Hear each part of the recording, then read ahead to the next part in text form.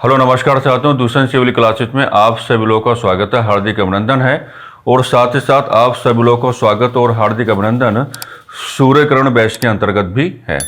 आप लोग जान ही पा रहे हैं कि सूर्यकिरण बैच के माध्यम से आपको शिक्षण अभिरुचि के संदर्भ में नाना प्रकार की कक्षाएं या नाना प्रकार की जो चर्चाएं हैं उनका प्रस्तुतिकरण आपके समक्ष किया जा रहा है। उम्मीद करते हैं कि जो आगामी आपकी परीक्षा है, आगामी परीक्षा के संदर्भ में सूर्यकिरण बैच आपको काफ़ी गहराई में जाकर के लाभान्वित करने का कार्य करेगा। और इन्हीं उद्देश्यों को ध्यान में रखते हुए सूर्यकिरण बैच का जो प्रॉपर प्रेजेंटेशन है वो आपके सामने किया भी गया है। फिलहाल आप लोग जान ही पा रहे होंगे, आप लोग देख ही पा रहे होंगे कि हमारा सूर्यकिरण बैच के अंतर्गत जो डिस्कशन चल रहा है वो बिल्कुल आपके पाठ्यक्रम के अकॉर्डिंग है।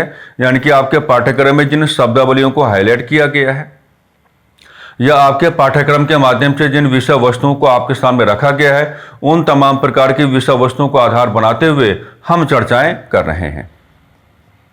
हालांकि अभी हम शुरुआती दौर में हैं और शुरुआती दौर में हमारा ध्यान जो है वो डिस्कशन को थोड़ा कॉन्सेप्ट ओरिएंटेड बनाना ज़्यादा है, क्योंकि हम तो वही मान के चलते हैं हमेशा कि अगर कॉन्सेप्ट आपकी ग्रिप में है तो फैक्चुअल ग्राउंड आपके लिए क्या हो जाता है, अपने आप ही काफ़ी ज़्यादा कन्वीनियंट हो जाता है, अपने आप ही काफ़ी ज़्यादा क्या है, आसान हो जाता है। साथियों, अगर आप चाहते हैं कि कोई भी विषय वस्तु हमेशा के लिए आपकी बन जाए तो पहले उस विषय वस्तु के संदर्भ में अपने मन में, मस्तिष्क में और अपने व्यक्तित्व में आपको क्या है, जिज्ञासाएं पैदा करनी होती हैं। और उन तमाम प्रकार की जिज्ञासाओं को पैदा करने का एक ही कार्य है कि उस विषय वस्तु को आप क्या बना लें, शुरुआत में ही आसान बना लें। और आसान बनाने का तो एक ही तरीका है कि अगर विषय वस्तु के संदर्भ में कॉन्सेप्ट आपकी ग्रिप में आ जाता है तो वो जो विषय वस्तु है वो अपने आप में क्या है, काफी ज्यादा आसान बन जाती है। हमने हमेशा कहा है कि ना तो कोई परीक्षा बड़ी होती है और ना ही कोई परीक्षा छोटी होती है, परीक्षा परीक्षा होती है। और ना ही परीक्षा में कोई सवाल बहुत ज़्यादा आसान होता है और ना ही परीक्षा में कोई सवाल बहुत ज़्यादा टिपिकल होता है। सवाल तो तभी आपकी ग्रिप में आएगा जब सवाल के साथ आप लोग क्या फाइट करना सीखोगे। और अगर आप सवाल के साथ फाइट करना चाहते हैं तो फिर आपको कॉन्सेप्ट ओरिएंटेड अपने आप को क्या है, बनाना पड़ेगा। आज की चर्चा बिल्कुल आपके पाठ्यक्रम के अनुसार ही होगी और आपके पाठ्यक्रम में जो नेक्स्ट एजुकेशनल कमीशन को दिखाया गया उसका नाम है कोठारी आयोग। और हम शुरुआत में ही आपको बता के चलना चाहेंगे कि कोठारी आयोग को भी आप क्या है, दो पार्ट में डिस्कस करने वाले हैं। पार्ट 1 आज आपके सामने आएगा और पार्ट 2 क्या है, कल आपके सामने आएगा।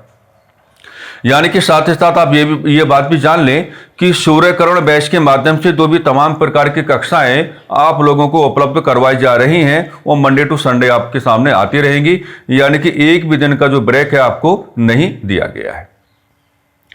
और कोठारी आयोग अपने आप में काफी लेंथी आयोग है। यानी कि ऐसा आपको नहीं करना है कि हम जल्दबाजी बिल्कुल नहीं करेंगे, क्योंकि अभी हमारे पास समय है और समय है तो हमको बिल्कुल भी जल्दबाजी करके नहीं चलनी है।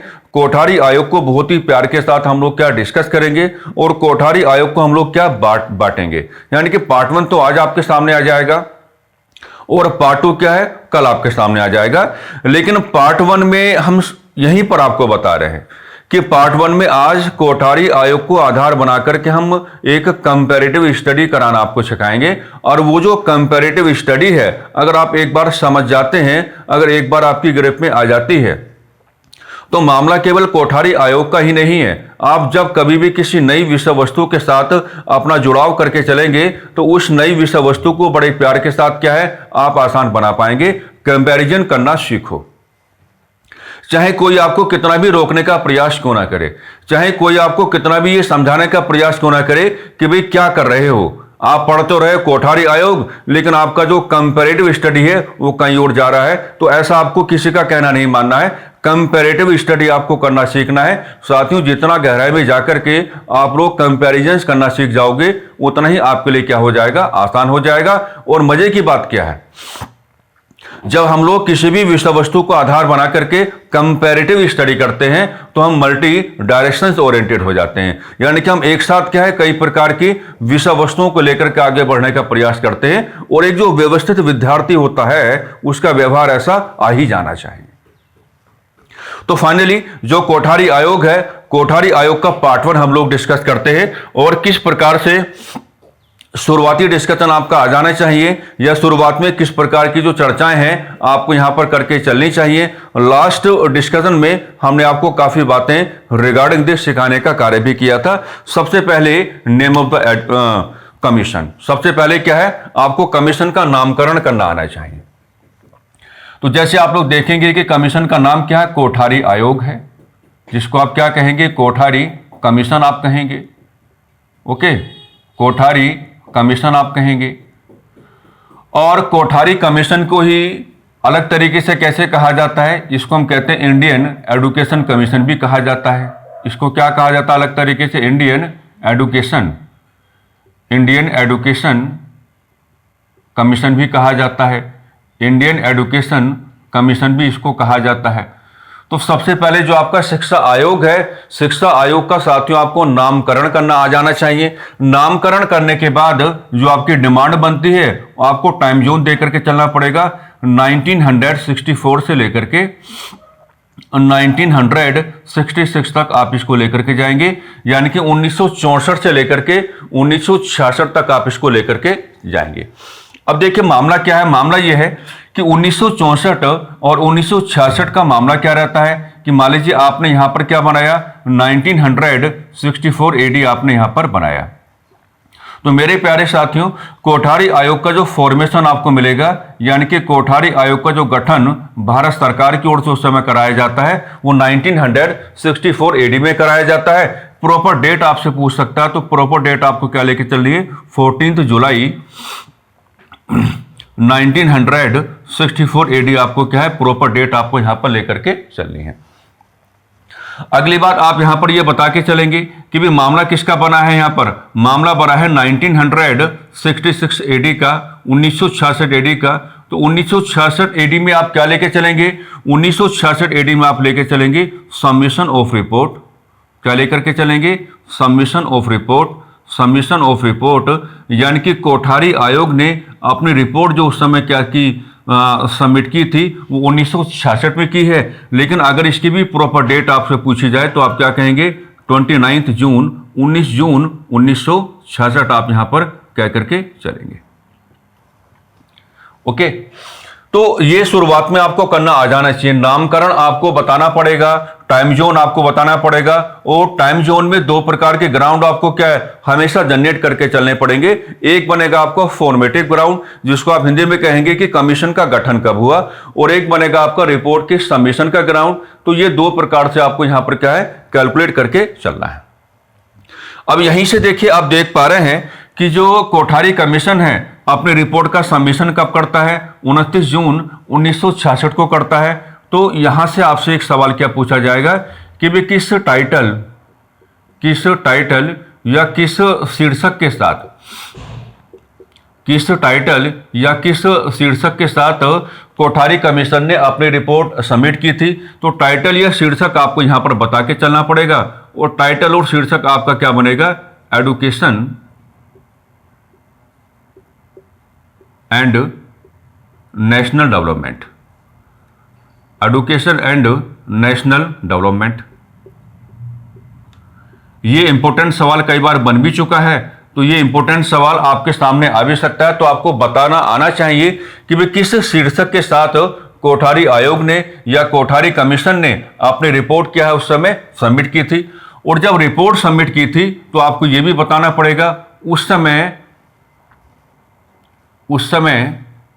भारत सरकार के वित्त मंत्री कौन थे। उस समय भारत सरकार के वित्त मंत्री कौन थे। उस समय भारत सरकार के वित्त मंत्री कौन थे। उस समय भारत सरकार के वित्त मंत्री कौन थे। तो अगर आपसे पूछा जाएगा कि उस समय भारत सरकार के वित्त मंत्री कौन थे, तो आपका रेस्पेक्टिव आंसर क्या हो जाना चाहिए, एमसी छागला। एमसी छागला जो हैं ये उस समय क्या है, ये उस समय भारत सरकार के क्या हैं साथियों, वित्त मंत्री हैं। तो सारे सीक्वेंसेस क्या हैं आपको ये बनाने आ जाने चाहिए। अगर ये सारे सीक्वेंसेस आप बना करके चलेंगे तो फिर किसी प्रकार की आपको कोई समस्या नहीं होगी। सबसे पहले name of the education, Kothari commission या इंडियन एजुकेशन कमीशन आप इसको कहेंगे। हालांकि इसका लोकप्रिय नाम क्या है, कोठारी आयोग है।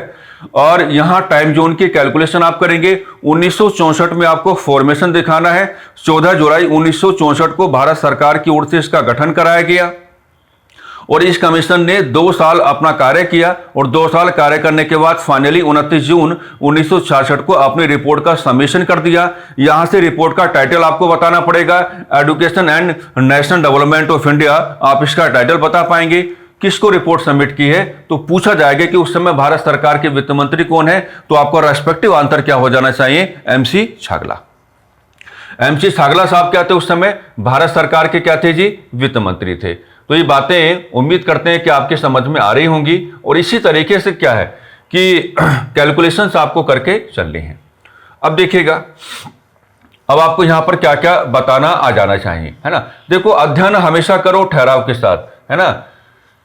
आपको पता होगा कि former president of India doctor APJ Abdul Kalam साहब हमेशा कहा करते थे कि जल्दबाजी का काम शैतान का काम होता है ना। एक व्यवस्थित, अनुशासित और जो सटीक विद्यार्थी है वो हमेशा ठहराव के साथ अपनी तैयारी को आगे बढ़ाता है ना। 1 या 2 दिन में हम बहुत सारी वैल्यूज को ग्रहण नहीं कर पाते हैं, ये हमको अपने आप को समझाने की आवश्यकता है। जितना ठहराव अपनी तैयारी में लेकर के आओगे उतनी ही तैयारी आपकी क्या होगी, पाकसाफ बनेगी, पवित्र बनेगी और उतनी ही आपकी तैयारी में क्या आती जाएगी, ताकत आती जाएगी। अब आपको यहां पर यह बताना पड़ेगा कि देखिए, ये जो कोठारी आयोग है, कोठारी आयोग के साथ क्या है, आप एक नाम जोड़ के चलेंगे, आप एक नाम जोड़ के चलेंगे, दौलत सिंह कोठारी।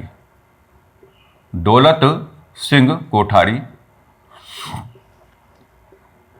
दौलत सिंह कोठारी, ठीक है।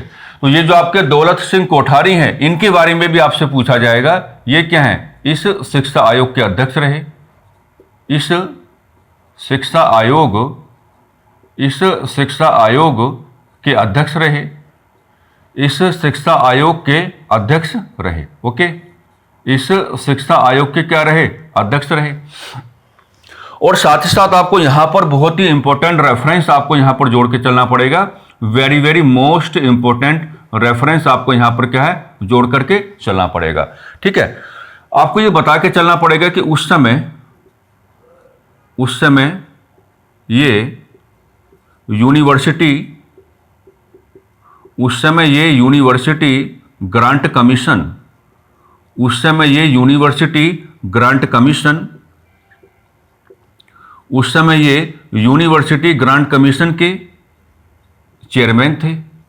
उस समय ये यूनिवर्सिटी ग्रांट कमीशन के क्या थे, चेयरमैन थे। तो इनका स्टेटस आपसे पूछा जाएगा कि भाई दौलत सिंह कोठारी की अध्यक्षता में अगर कोठारी आयोग का या इंडियन एजुकेशन कमीशन का गठन कराया गया तो उस समय इनकी जो वर्किंग कंडीशन है, तो उस समय इनकी वर्किंग कंडीशन क्या थी, तो आपको बताना पड़ेगा कि उस समय ये क्या थे, यूनिवर्सिटी ग्रांट कमीशन के चेयरमैन थे। तो ये इस प्रकार के जो आपके स्टेटस हैं, कई बार आपसे क्या है, आपके एग्जामिनेशन में पुटअप किए जाते हैं, कई बार क्या है, आपके सामने ये आते रहते हैं। अच्छा, जो आपका कोठारी आयोग होगा, कोठारी आयोग का अगर आपको, है ना, देखो सवाल घुमाएगा आपको, सवाल क्या आपको घुमाएगा, कोठारी आयोग का ऑब्जेक्टिव अगर आपको बताना पड़े, क्या बताना पड़े, कोठारी आयोग का अगर आपको क्या बताना पड़े, ऑब्जेक्टिव या उद्देश्य अगर आपको बताना पड़े, तो उद्देश्य में मैं कुछ लाइनें आपको देना चाहूंगा, इनके अकॉर्डिंग आप अपना व्यवहार करके आ सकते हैं। भारत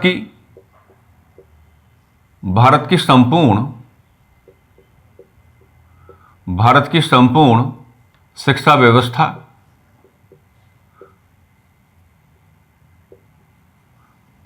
का परीक्षण करना,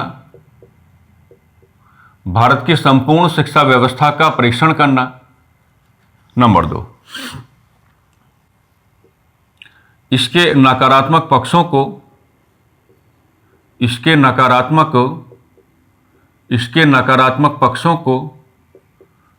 नकारात्मक पक्षों को उजागर करना, लाइट में लेकर के आना, इसके नकारात्मक पक्षों को उजागर करना, इसके नकारात्मक पक्षों को उजागर करना। नंबर 3 क्या है कि नकारात्मक पक्षों को सकारात्मक पक्षों में कैसे बदला जाए, नकारात्मक पक्षों को सकारात्मक पक्षों में कैसे बदला जाए, सकारात्मक पक्षों में कैसे बदला जाए, सकारात्मक पक्षों में कैसे बदला जाए, इस संदर्भ में सरकार को रिपोर्ट देना, इस संदर्भ में सरकार को रिपोर्ट देना, इस संदर्भ में सरकार को क्या हैंडओवर करना, रिपोर्ट, सरकार को रिपोर्ट देना, सरकार को रिपोर्ट देना, ये आपको यहां पे बता करके चलना पड़ेगा। यानी कि उद्देश्य में चाहे वो कितना भी घुमाने की आपको कोशिश करे, तो आप ये 3 प्रकार के सेंटेंसेस अगर अपने साथ लेकर के चलेंगे तो हमको लगता है कि आपको दिक्कत नहीं आएगा। अब हम इनको समझाने का काम करेंगे। इसमें एक ही चीज है, हमने कहा कि भारत की संपूर्ण शिक्षा व्यवस्था, यानी कि कोठारी आयोग की ओर से आपको भारत की जो संपूर्ण शिक्षा व्यवस्था है उसका कोई भी कैटेगराइजेशन करके नहीं चलना है। यानी कि आपको यह नहीं बताना है कि कोठारी आयोग केवल एलिमेंट्री एजुकेशन की बात करेगा, या आपको यह नहीं बताना है कि कोठारी आयोग केवल सेकेंडरी एजुकेशन की बात करेगा, या आपको यह नहीं बताना है कि कोठारी आयोग जो है ये केवल इंटरमीडिएट एजुकेशन की बात करेगा, या आपको ये बिल्कुल नहीं बताना है कि कोठारी आयोग जो है ये केवल हायर एजुकेशन की बात करेगा।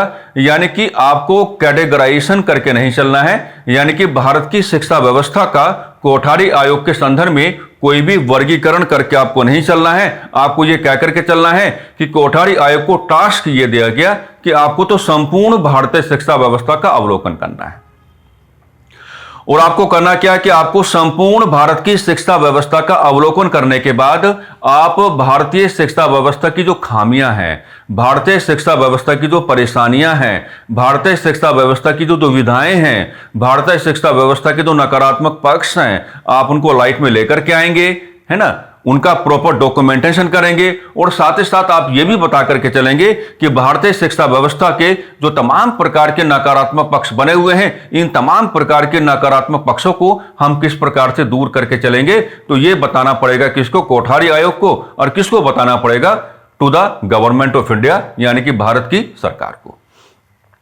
तो उद्देश्य में वो चाहे कितना भी आपको कंफ्यूज करने की कोशिश क्यों ना करे, तो आप लोग अपने आप को अननेसेसरी कंफ्यूज करने की कोशिश नहीं करेंगे। इसलिए मैंने देखिएगा पहले ही आपको बताया कि बड़े ठहराव के साथ आपको चीजें लेकर के जानी है, क्योंकि खंड 1 में जैसे जैसे आप आगे की ओर बढ़ते रहोगे वैसे वैसे आपके डिस्कशन क्या है, कॉम्प्रिहेंसिव होते रहेंगे, वैसे वैसे आपके डिस्कशन क्या है, कॉम्प्रिहेंसिव होते रहेंगे। और अभी जो हम थ्योरी वाली क्लासेस आपके सामने चला रहे हैं, इसी कंटेंट के हिसाब से, है ना, इसी कंटेंट के हिसाब से आपको क्वेश्चन भी कराए जाएंगे। तो ऐसा नहीं है कि आप जो थ्योरी वाली क्लास है आप इसको अच्छे से ऑब्जर्व करके ना चलें। आप थ्योरी वाली क्लास को अच्छे से ऑब्जर्व करके चलेंगे। जब लाइव इंटरेक्शन होगा, तो जब क्वेश्चंस आपके इसी थ्योरी बेस्ड क्लासेस के आधार पर आएंगे, तो वहां पर जो आपकी परफॉर्मेंस है वो खराब नहीं होनी चाहिए। वहां पर आपकी जो परफॉर्मेंस है आपको थोड़ा मेंटेन करके चलना पड़ेगा। अब देखिएगा यहां पर आपको क्या कहना है, ये हमको इस कमीशन में काफी इंपॉर्टेंट लगता है। मान लीजिए आपने क्या कहा, कोठारी कमीशन। मान लीजिए आपने क्या कहा, कोठारी कमीशन। आपने क्या कहा, कोठारी कमीशन। डन। अब कोठारी कमीशन के साथ आपने क्या जोड़ा, सबमिशन ऑफ रिपोर्ट। क्या जोड़ा, submission of report. Kothari commission के आपने साथ क्या जोड़ा जी, सबमिशन ऑफ रिपोर्ट आपने जोड़ा। आपने बता दिया कि रिपोर्ट का सबमिशन कब किया गया, 29 जून 1966 को किया गया।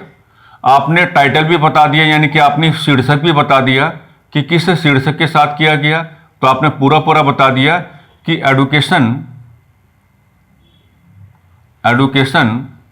And national development of India, education and national development of India, education and national development of India.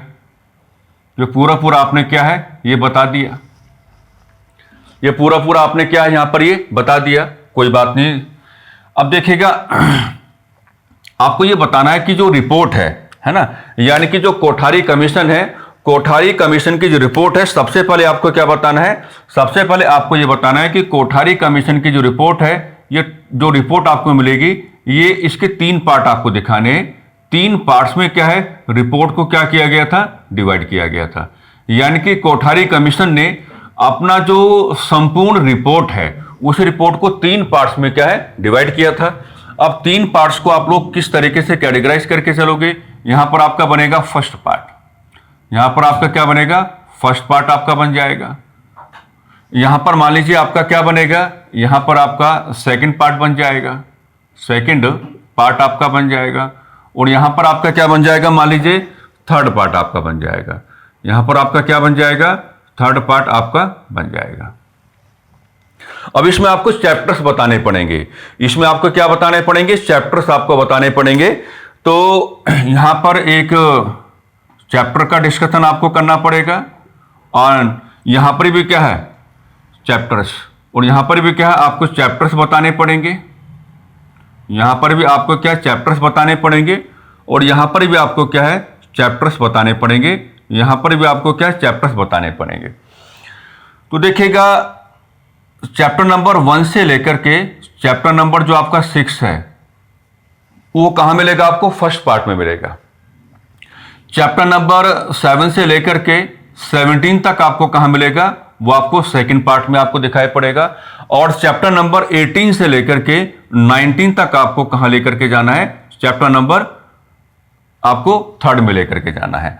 यानी कि 3 पार्ट्स में रिपोर्ट को डिवाइड किया गया है, और कुल मिलाकर के अगर हम कहें तो 19 चैप्टर्स आपके सामने आ रहे हैं। ये एक आंकड़ा है, ठीक है, ये क्या है, एक आंकड़ा है।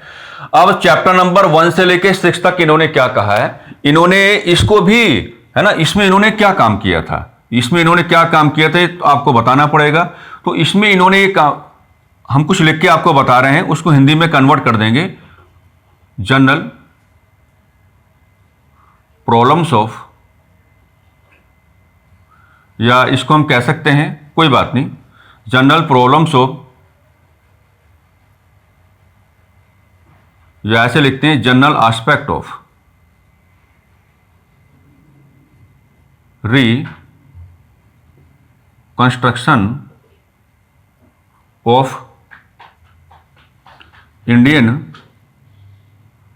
Education system, Indian education system.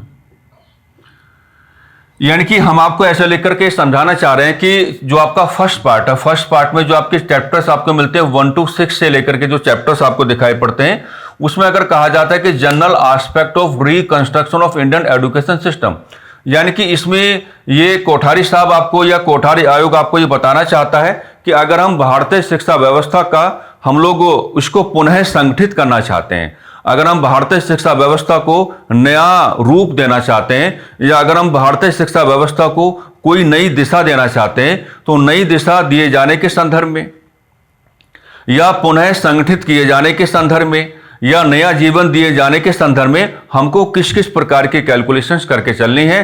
तो वो जो तमाम प्रकार की कैलकुलेशंस आपके सामने आई हैं वो फर्स्ट पार्ट में आई है। उसको क्या कहा जाता है, general aspect of reconstruction of Indian education system कहा जाता है। इसको हम कब पढ़ेंगे, जब हम पार्ट 2 में क्या देखेंगे, इनकी रिपोर्ट्स के बारे में डिस्कस करेंगे डिटेल में जाते हुए, ठीक है ना। अब देखिएगा सेकंड पार्ट में आपको क्या लेके चलना है, सेकंड पार्ट में ये कहते हैं आपको ऐसा लेके चलना है कि discussion about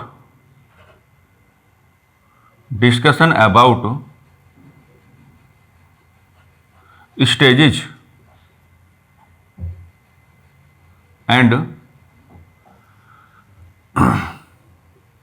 institutions of Indian education system, Indian education system, Indian education system, Indian education system. यानी कि यहां पर जो आपका सेकंड पार्ट है, सेकंड पार्ट में इन्होंने क्या दो चीजों को हाईलाइट किया है कि भाई भारतीय शिक्षा व्यवस्था में जो अलग अलग प्रकार के स्टेजेज हैं, है ना, जो अलग अलग प्रकार के क्या स्टेजेज हैं, जैसे कि हम कल बात करेंगे, है ना, कि एलिमेंट्री एजुकेशन के बारे में क्या बताया, सेकेंडरी एजुकेशन के बारे में क्या बताया, है ना, इस तरीके से। तो आपके जो डिफरेंट स्टेजेस हैं किसकी, इंडियन एजुकेशन सिस्टम की, उनके बारे में डिस्कशन करेंगे। और जो आपके डिफरेंट इंडियन एजुकेशनल क्या आपके इंस्टीट्यूशंस हैं, उनके बारे में कहाँ डिस्कस करेंगे, उनके बारे में कहाँ डिस्कस करेंगे, सेकंड पार्ट में डिस्कस करके चलेंगे। और जो रिपोर्ट का आपका थर्ड पार्ट होगा जिसमें 2 ही चैप्टर इन्होंने बताए हैं, तो इसमें इन्होंने क्या बताया है, इसमें बताया है कि general problems of general problems of implementation, general problems of implementation, है ना।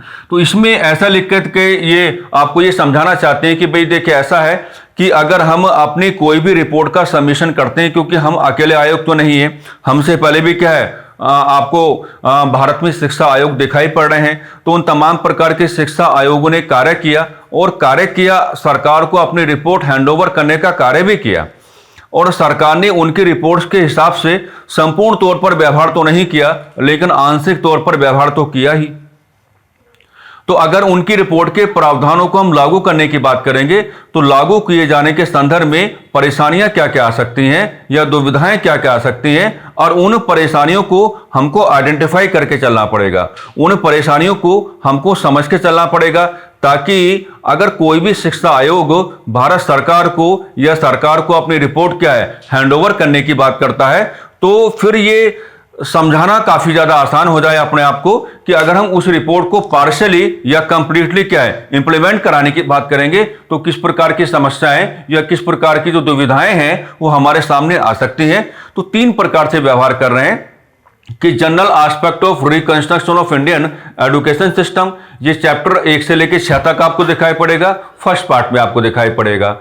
Discussion about stages and institution of Indian education system, यहां पे इस प्रकार का व्यवहार आपको लेकर के चलना है, वजह हमने समझा दी है, और यहां पर आपको क्या लेकर चलना है, जनरल प्रॉब्लम्स ऑफ इंप्लीमेंटेशन, कि लागू किए जाने के संदर्भ में किस प्रकार की दुविधाएं जो हैं वो अक्सर आती रहती हैं, या किस प्रकार की जो परेशानियां हैं वो अक्सर आपके सामने क्या है आती रहती हैं। ठीक है, तो ये बात क्या है आप अपने जहन में थोड़ा लेकर के चलेंगे। आइए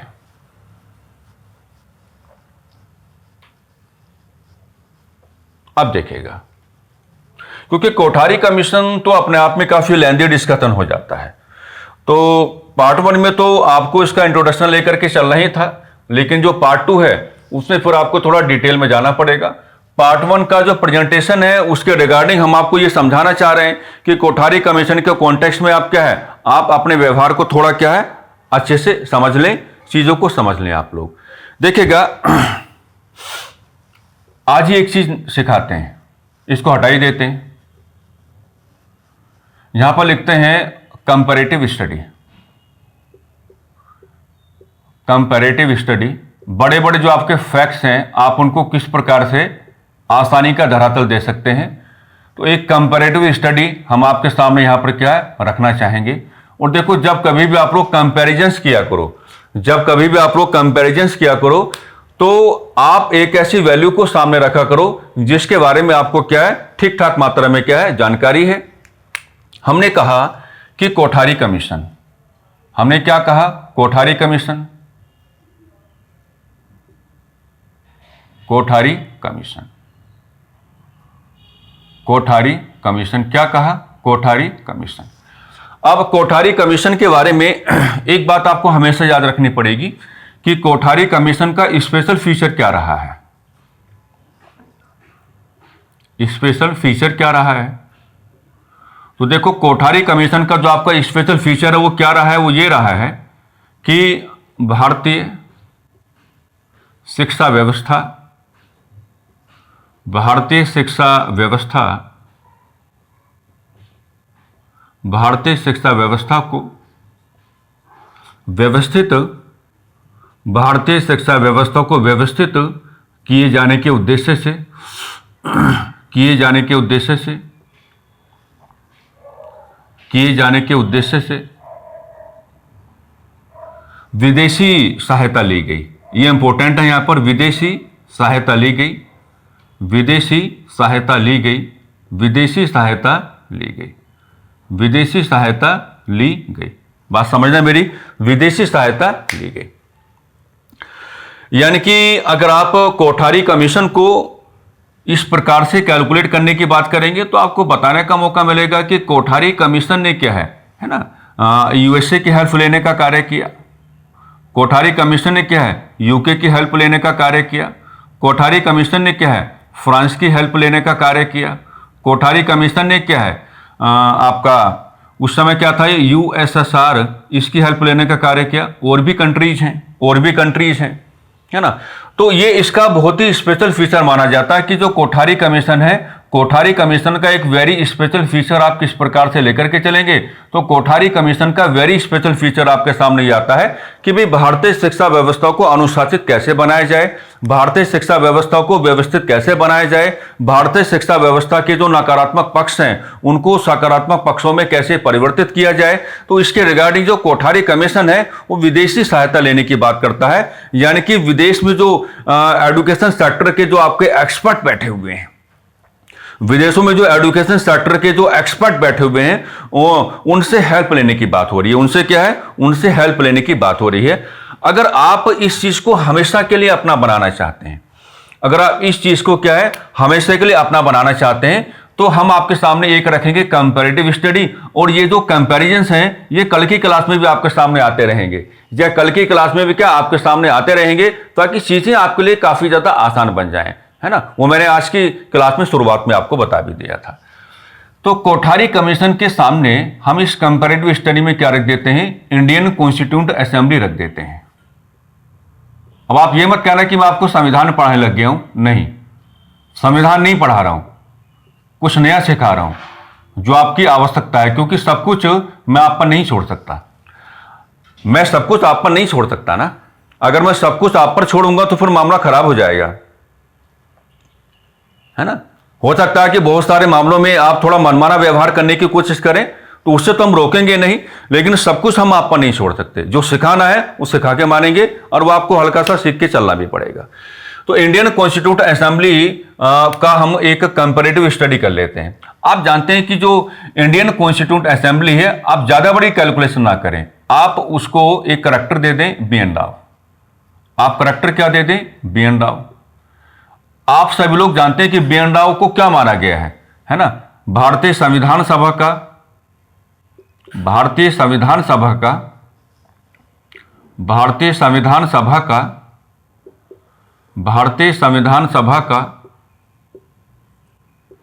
कानूनी सलाहकार, भारतीय संविधान सभा का कानूनी सलाहकार, भारतीय संविधान सभा का कानूनी सलाहकार। और अभी मैं पॉलिटी बिल्कुल नहीं पढ़ाऊंगा, क्योंकि इनके बारे में मैं कुछ और आपको बता के नहीं चलूंगा। मैं केवल कंपैरिजन करना आपको सिखा रहा हूं कि आप किसी भी नई प्रकार की वैल्यू को हमेशा के लिए अपना कैसे बना सकते हैं। और एग्जामिनेशन हॉल में केवल आपको शिक्षण अभिरुचि ही अटेम्प्ट करके थोड़ी ना आना है, आपको बहुत सारी चीजों को अटेम्प्ट करके आना है।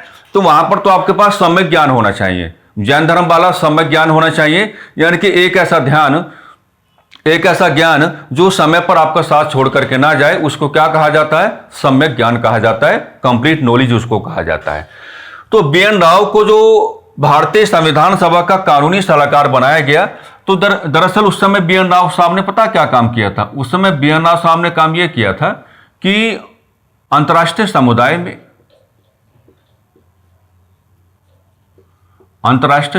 में दिखाई पड़ने वाले, अंतर्राष्ट्रीय समुदाय में दिखाई पड़ने वाले, अंतर्राष्ट्रीय समुदाय में दिखाई पड़ने वाले संवैधानिक मामलों के जानकारों के साथ, संवैधानिक मामलों के जानकारों के साथ अपना संवाद स्थापित किया था, अपना संवाद स्थापित किया था, अपना संवाद स्थापित किया था, अपना संवाद स्थापित किया था, अपना संवाद स्थापित किया था। यानी कि बी.एन. राव, जिन्हें आप संविधान सभा का लीगल एडवाइजर कहते हैं, कानूनी या विधिक सलाहकार कहते हैं, उनका सबसे बड़ा काम उस समय यह रहा कि उन्होंने अंतर्राष्ट्रीय समुदाय में दिखाई पड़ने वाले जो संवैधानिक मामलों के बड़े बड़े जानकार हैं, या जो बड़े बड़े आपके क्या न्यायाधीश हैं, उन सबके साथ अपना संवाद यानी कि कम्युनिकेशन एस्टेब्लिश किया, ताकि हम लोग अपने आप को यह बता पाए कि भारतीय संविधान में हम किन चीजों को किस प्रकार से क्या है शामिल कर सकते हैं। तो देखो, जो विदेशी संवाद क्या कहा हमने? जो विदेशी संवाद भारतीय संविधान सभा के अंदर आपको दिखाई पड़ता है मेरे प्यारे साथियों, बिल्कुल ऐसा ही विदेशी संवाद आपको कहां दिखाई पड़ता है? कोठारी कमीशन के अंदर भी आपको दिखाई पड़ता है। यह कोठारी कमीशन का हमको बहुत ही स्पेशल फीचर लगता है। इस नाते हमने यहां पर क्या है, एक कंपैरेटिव स्टडी करा के आपको दिखाया। और इस कंपैरेटिव स्टडी का मतलब यह होगा कि जो विदेशी संवाद का धरातल आपको भारतीय संविधान सभा के आलोक में दिखाई पड़ता है, बिल्कुल ऐसा ही विदेशी संवाद का जो धरातल है आपको कहां पर दिखाई पड़ता है? कोठारी कमीशन, कोठारी आयोग में क्या है, आपको दिखाई पड़ता है। आप ले सकते हैं इसका स्क्रीनशॉट।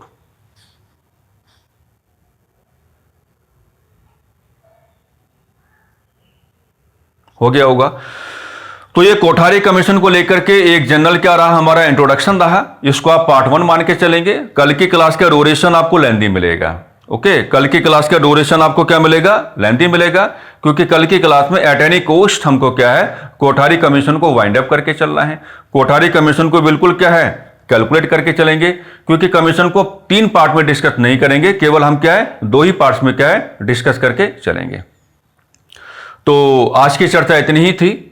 आप लोग लगातार बने रहें और लगातार वीडियोस के माध्यम से अपने आप को जागरूक करते रहें, ठीक है। और मैं हमेशा कहता हूं कि अगर कोई सुझाव आपको देना है तो सुझावों के लिए आपका हमेशा स्वागत है। आप अपने सकारात्मक जो आपके सुझाव हैं उनका जो प्रस्तुतिकरण है आप कर सकते हैं, ठीक है।